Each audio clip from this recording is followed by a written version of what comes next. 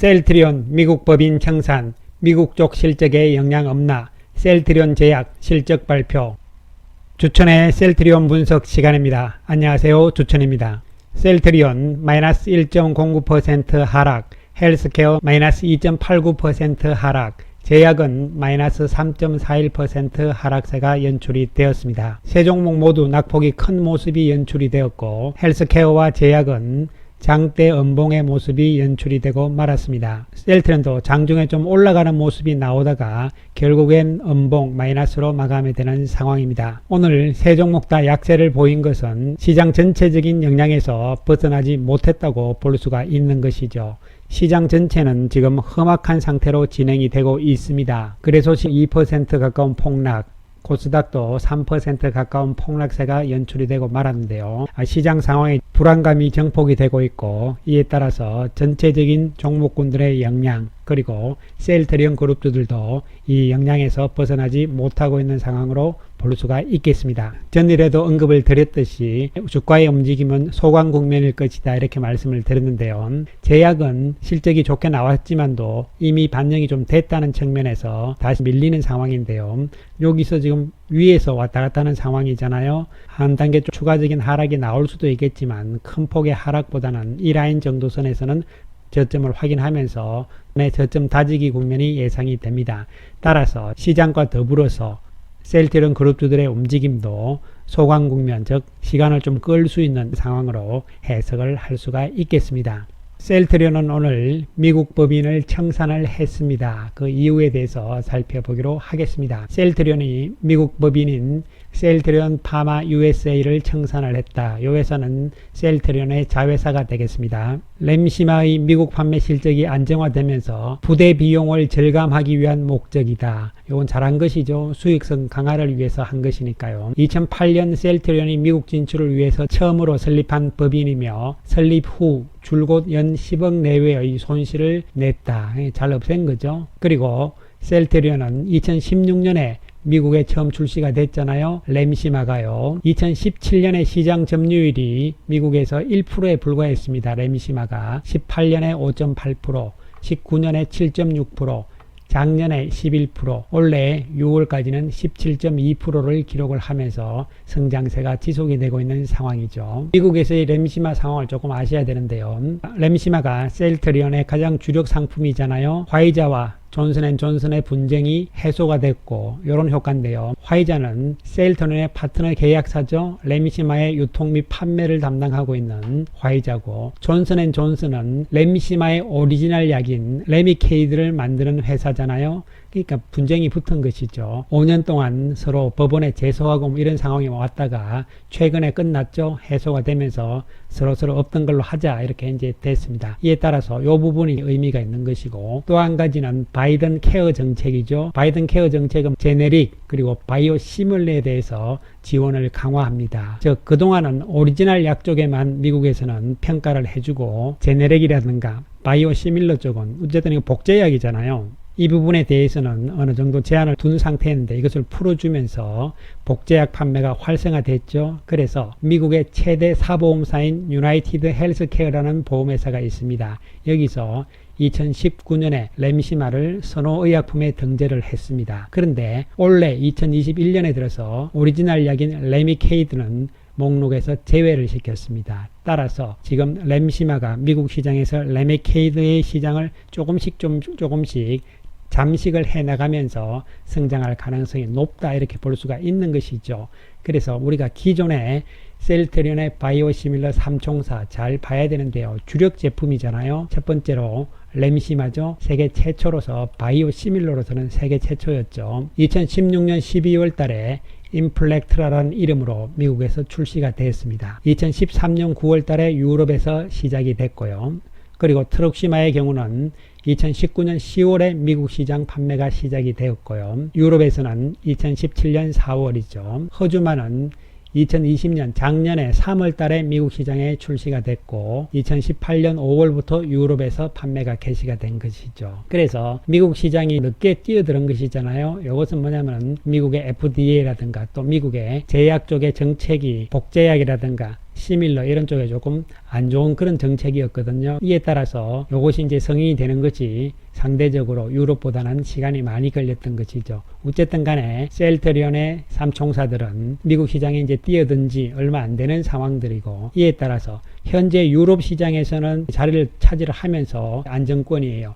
이제 미국 시장 공략에 들어가 있는 상황이다 이렇게 보시면 되고, 제일 먼저 들어갔던 램시마가 미국 시장의 2분기 17.2%의 시장 점유율을 차지를 했잖아요. 1분기보다 증가하는 모습이었죠. 그리고 트룩시마는 혈액암이잖아요. 23%의 점유율을 차지를 하고 있습니다. 그리고 작년 3월에 들어갔던 허주마는 2분기 6월 기준으로 점유율이 1.2%죠. 조금씩 늘어나고 있는 추세에 놓여 있는 것이죠. 전체적으로 램시마도 그렇고 트룩시마도 그렇고 허주마도 그렇고 유럽 시장보다는 미국 시장의 규모가 더 크잖아요. 이런 상황에서 램시마가 잘 나가고 있기 때문에 굳이 불필요한 미국의 법인을 가지고 있을 필요가 없는 것이죠. 어차피 화이자와 함께 판매 계약을 맺어서 하고 있는 것이니까요. 이에 따라서 이익 측면에서는, 수익성 측면에서는 더 좋아진 것이다. 이런 측면에서 접근이 될 수가 있겠습니다. 구체적으로 미국 시장 상황을 보면 인플렉트라 램시마잖아요. 2017년부터 시작을 해서 이렇게 계속적으로 시장 점유율이 올라가고 있는 상황이 나타나고 있고, 두 번째로 트룩시마의 경우도 트룩시마 리툭산 바이오시밀러인데요. 트룩시마가 셀트리온의 제품이고 리툭산은 오리지널 제품이죠. 트룩시마의 점유율도 계속적으로 증가 추세에 놓여 있는 상황이고, 오리지널이 리툭산이 점유율이 좀 낮아지고 있는 상황이 되는 것이죠. 그리고 B사 쪽이 조금 더 높아지고 있는 이러한 상황이 나타나고 있는데 따라가는 것이죠. 이에 따라서 미국 시장에서 램시마, 트룩시마가 주력으로 지금 가고 있는 상황이고, 그리고 허즈마도 따라가는 이 상황이 전개가 되고 있는 것이죠. 트룩시마는 유방암이라든가 위암 쪽에 쓰이는 약이죠. 따라서 앞으로 3분기, 4분기 진행이 되면서 미국 시장의 점유율을 어떻게 높이면서 미국에서 실적이 어떻게 나오느냐가 중요한 부분이 되는 것이고, 램시마 쪽에서 의미가 있는데요. 램시마의 효능 가운데서 류마티스 관절염, 염증성 장질환 뿐만이 아니고 크론병이 있잖아요. 특히 미국 쪽에서는 이 크론병이 시장이 큽니다. 그렇기 때문에 의미가 있다 이런 측면에서 접근이 될 수가 있겠고, 이 바이오 시밀러 제품들이 기존의 오리지널 제품보다 가격이 싸다는 것이죠. 대신에 효능은 같다는 것이 입증이 다 됐잖아요. 그렇다면 당연히 시장 침투가 될 수가 있는 것이죠. 가격 경쟁력이 있기 때문이다. 이런 부분들이 앞으로 3, 4분기에 미국 시장에서의 셀트리온의 실적의 핵심이라고 파악을 하시면 될 것으로 보입니다. 이렇게 해서 우리가 셀트리온의 주력 제품들의 미국 시장에서의 상황, 이런 부분들을 한번 살펴보는 시간을 가졌고요. 셀트리온 오늘 장중에 잘 지키는 모습을 보이다가 막판에 마이너스 1.09% 하락세로 마감이 되고 말았습니다. 외국인들은 73억의 매수 우위를 보인 상황이죠. 공매도는 7,600주로 싹 줄어드는 모습이 연출이 되었고, 외국인들이 26,500주 매수, 기관들이 48,000주 매수를 하는 모습이죠. JP 모간이 오늘 19,000주를 매수를 하고, 멜린치가 9,700주, 노무라가 2,500주 매수를 하면서 외국인들 매수가 들어오는 상황이죠. 따라서 주가 움직임도 이제 여기서는 빠질 만큼 단기적으로 다 빠진 상황으로 보입니다. 오르락 내리락 이런 소강 국면이 좀 더 이어질 것으로 예상이 됩니다. 물론 새로운 재료가 나온다면은 움직일 가능성이 있다고 볼 수가 있는 것이죠. 한편 헬스케어는 낙폭이 조금 더 컸죠. 2.89% 하락세를 보이고, 외국인도 101억의 매도 우위를 보이면서 음봉이 큰 모습이 나왔잖아요. 이 라인선 정도에서 저점을 확보하는 모습이 나타날 것으로 예상이 되고, 조금 더 시간을 끌 것이다 이런 측면에서 여전히 접근을 하시면 될 것으로 보입니다. 공매도 6만주로 전일에 비해서 증가하는 모습이 나왔습니다. 주가가 빠질 때 공매도가 좀 늘어났죠. 항상 외국인들이 88,000주 매도, 기관들이 22,000주 매도고 개인들이 매수하는 모습이었습니다. JP 모간이 59,900주니까 거의 6만주 매도고요. UBS 쪽에서 4,600주 매도하는 모습. 오전에는 JP 모간이 17,900주 매수하는 모습도 나타나기도 했습니다. 따라서 외국인들이 셀트리온과 헬스케어의 지금 움직임이 다르게 나타나고 있잖아요. 셀트리온은 또 사는 모습이었고, 헬스케어는 매도하는 모습으로 상반된 모습을 보여주는데요. 특별한 의미를 부여할 필요는 별로 없을 것이다 이렇게 보여지고요. 당분간 소강 국면이 역시 예상이 될 수 있겠습니다. 한편 셀트리온 제약은 오늘 2분기 실적을 발표를 했습니다. 상당히 좋은 실적이 나왔습니다. 올해 1분기에 비해서 매출액이 15.4% 증가를 했고 영업이익이 72.5%나 증가를 했습니다. 순이익도 81%나 증가를 했거든요. 그런데 작년 2분기에 비해서는 매출액이 무려 112%, 영업이익은 189%가 증가를 하고 순이익도 239%나 증가를 했습니다. 이에 따라서 셀트리온 제약의 움직임이 그동안 강한 모습으로 연출이 되었던 것이죠. 셀트리온 제약은 케미칼 약품들은 셀트리온 제약에서 직접 만듭니다. 만들어서 생산을 해서 국내에 판매를 하고 또 일부 수출도 하고요. 그리고 바이오 시밀러 쪽은 셀트리온에서 생산한 제품들을 국내에 판매를 하고 있는 것이죠.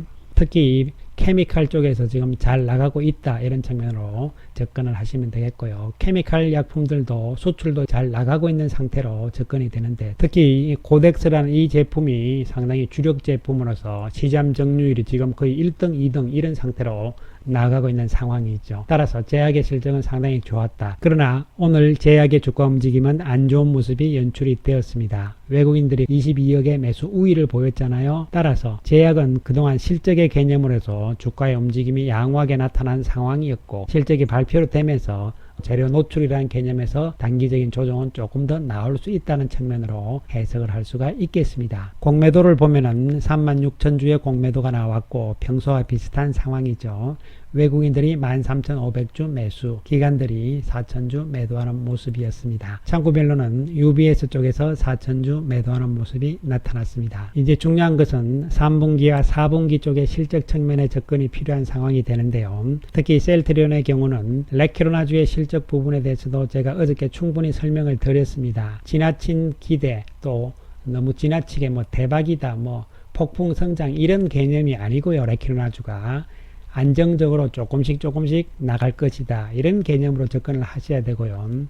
그리고 그 규모를 지나치게 조단위 이렇게 생각을 하지 마시고요. 레키로나주는 기존의 셀트리온의 제품 중에 신규 제품으로 하나일 뿐이다 이러한 측면이고 기존 제품인 램시마, 트룩시마, 허주마, 램시마 SC 그 가운데서 신규 제품으로서 유플라이마와 그리고 레키로나주고 또한 유플라이마는 이미 하나씩 잘 진행이 되고 있는 상황이고 레키로나주도 조금씩 나가고 있잖아요. 미국의 리제네론처럼 한 번에 계약이 125만 명 이런 개념이 아니거든요. 여러분 아니고 다른 약품과 마찬가지로 즉 다시 말씀드리면 기존 제품인 램시마와 마찬가지로 분기별로 단계별로 약이 이렇게 계약에 따라서 조금씩 공급이 된다. 이런 측면으로 접근을 하셔야 됩니다. 그렇기 때문에 레키로나주가 한 번에 대박이다 이런 관점은 아니란 측면을 다시 한번 강조 말씀을 드리고 그보다 더 중요한 것은 기존 제품들의 앞으로의 3, 4분기 실적과 그리고 성장성 측면에서는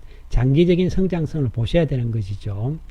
익수다와 함께 가고 있는 ADC 쪽의 신약 개발 파이프라인 그리고 mRNA 쪽에서 차세대 백신뿐만이 아니고 차세대 신약 개념으로 가는 것이죠. 이 부분에서의 어떤 성장성과 그리고 레키로나 쪽에서는 흡입형 레키로나주 이런 측면에서 이제 접근이 되면서 전체적으로 앞으로의 이 치료제 시장 레키로나주를 포함한 이 바이러스 치료제 시장이 어떻게 진행이 될 것인가 이런 부분에 대해서는 제가 충분히 설명을 드렸잖아요. 지난 8월 15일자 영상에서 설명을 드렸습니다. 그 부분을 보시면서 접근을 하시고요.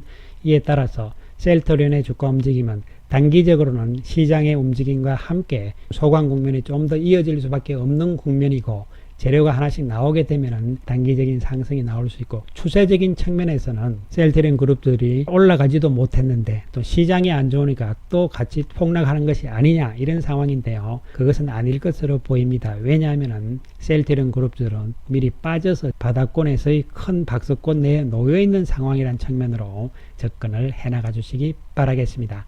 감사합니다.